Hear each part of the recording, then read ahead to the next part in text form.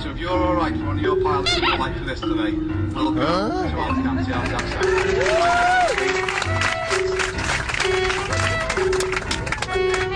Right, the other thing is, the reason why you originally said 2 hours on the board and you're waiting for a captain to come from Liverpool. Hiya, I'm standing in the terminal doing nothing. I've got my licence with me, I've got my ID with me, and I'd very much like to go on holiday, and if you need a favour, I'm standing here ready to go. 38 seconds later, they phoned me back and said, please, please, pretty please, with a big cherry on top.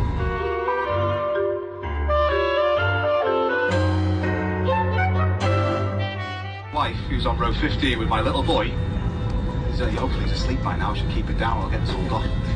She rolled over and punched me in the back of the head and said, our flight's delayed by 2 hours because they are minus one captain. Reason why?